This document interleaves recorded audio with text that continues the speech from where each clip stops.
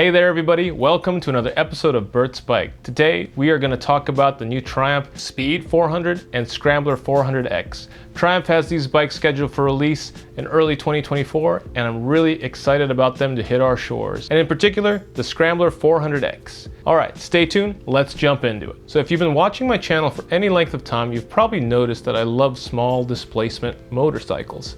And I've owned a handful of them myself. The Rebel 300, the CRF 300L, the Honda CB500X, and the CB 300R. And while all those bikes are great in their own right, I really feel like Triumph is scratching a particular itch that somebody like me would be looking for. And that is a small displacement, a low-cost motorcycle that is somewhat off-road capable with classic styling. And really, that brings me to the Scrambler X. And I'm really excited for this motorcycle to come out because I really feel that that segment has just been dominated really off the top of my head by one company, and that's Royal Enfield, the Himalayan and the Scram 400.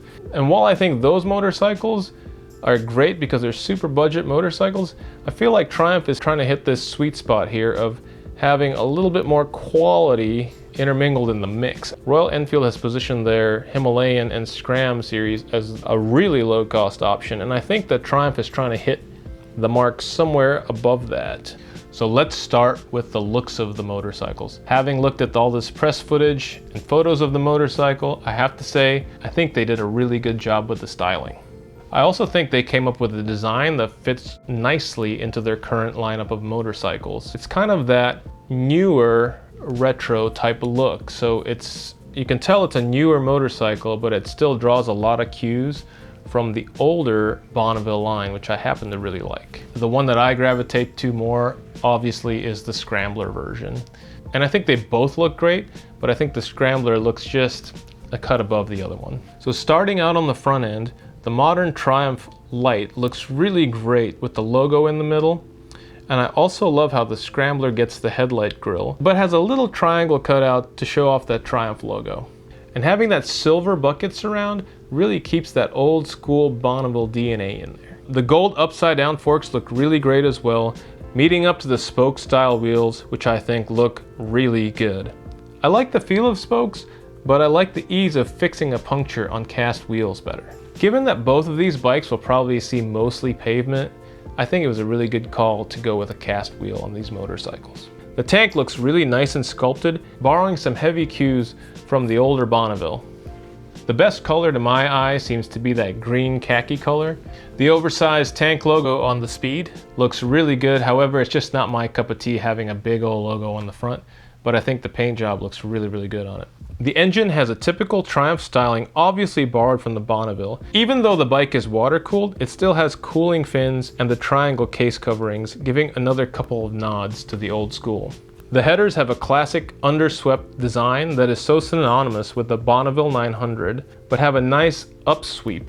Both look great, but if I had to pick one of them, I think that double muffler looks really good on the Scrambler. But if I'm being really honest, I would have loved to see the Scrambler X with the factory high pipe, just like the old Bonneville 900s or the current Street Scrambler. Moving to the rear end, I really love how the bike comes standard with tie-down points and a grab handle. Too often, manufacturers leave stuff like this out in order to sell you an upgrade later on. So really the only negative I have here is that they didn't keep with the classic flat frame or flat seat design of the original Bonnevilles. Having that flat seat, I think, really completes the look, but also, since I'm a taller rider, that flat seat really gives me the ability to move back and forth and not feel so locked into one position. Having the ability to move around in the seat and finding different positions really does alleviate some uncomfortability that you develop, especially on long trips. So coming to the rear end of the bike, the only negative thing I see there is that stinger section that we see on so many Japanese sport bikes. I guess that's not really a big deal though, because it looks easy enough to remove, and I'm sure companies will come out with a tail tidy kit that will make the job even that much easier. Moving on, let's talk about the specs of the motorcycle. So it is a 398cc liquid-cooled engine making 27.7 foot-pounds of torque, and it has about 39.5 horsepower. So the bikes are about 395 pounds, and comparing this to my Bonneville, My T100 is about 499, so right at 500 pounds. So this is considerably lighter, but it's a little bit on the heavier side if you're looking at the Scrambler version. So having owned a CB 300R, that was about 325 pounds if I remember correctly. And so when you would get the CB 300R up to speed, it did feel really, really light, but I'm thinking that extra weight, because of probably the more premium components, the more metals they use in the design, will probably translate to stability at higher speeds. My CB300R topped out at about 85 miles an hour with similar figures, so I think this bike will probably be able to do 90 to 100 miles per hour fairly easily. So living in the US, a true do-it-all bike kind of needs to have enough power to cruise pretty comfortably on the interstate and also for overtaking. So I think by looking at the specs and from judging from what others have said about the bike, it looks like it will be adequate, but it won't blow you away or anything like that, because just keep in mind, you're still in the 400cc range. So in short, I think you'll have enough to cruise at a cool maybe 70, 75 miles an hour and just have that little bit left over for overtaking on the highway without stressing the bike out too much. So power-wise, I think the bike will be good enough for the highway. The suspension seems to be adequate as well, giving you big piston upside-down forks in the front and a gas monoshock in the rear. The Bybri brakes are by Brembo, and having used Bybri on a KTM 390 before, I think they should be plenty for this bike. Also, it seems like the bike comes with quality Metzeler tires. I hate it when corporations skimp on the rubber. The ground clearance on the Speed is about 170 millimeters or 6.7 inches. If you're looking at the Scrambler version, the bike has a ground clearance of about 195 millimeters or 7.67 inches. Comparing this bike to the Royal Enfield Himalayan, which has about 220 millimeters of ground clearance, that's about 8.6 inches. The ground clearance of this motorcycle is just okay in my book. The tires, I think, are a good size at a 19-inch front and 17-inch rear, making it a good all-around size for most things, but give you some off-road ability if you choose to go off the beaten path. Next, let's talk about technology on this motorcycle. I'm glad that Triumph chose to keep the tech on this bike to a minimum without a whole lot of hoopla or rider modes going on. However, they do give you traction control, ride-by-wire throttle.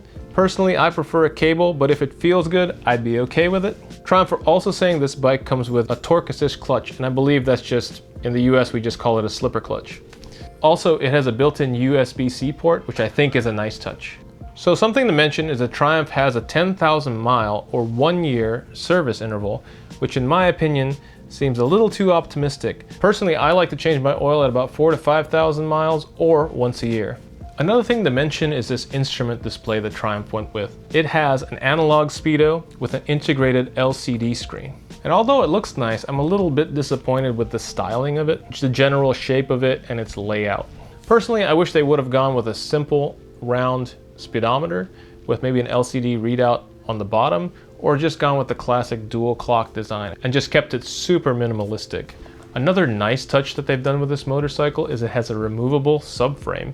So this is typically found on most higher end, maybe adventure bikes or dual sport motorcycles. So if you were to have a crash off road and bend the subframe, you could just find another subframe versus the bike sort of being totaled out and having to buy a new frame or totaling out the whole bike. So in my opinion, both bikes are appointed differently enough to make them a little more specialized for what you want them to do. If you are really just going to be, 100% street focused, or if you're gonna, plan on taking the bike off the beaten path. I really like that the bikes are arranged and styled differently enough. The Speed being lower with smaller diameter tires really optimizes the bike for street and city use, where the Scrambler getting a little bit bigger diameter tire and also giving some of those off-road appointments like the handguards, headlight grille, and sort of serrated foot pegs really give it a nod to the off-road. So out of the two motorcycles, the one that really catches my eye is the Scrambler 400X. Now, I really love the design and ethos behind this bike. It is an all-roads, classically styled machine versus something like the Honda Scrambler 500, which is really only a Scrambler in name. Well, thank you so much for tuning in. Please like and subscribe, leave a comment below. It's Bert's Bike, and I will catch you on the next one.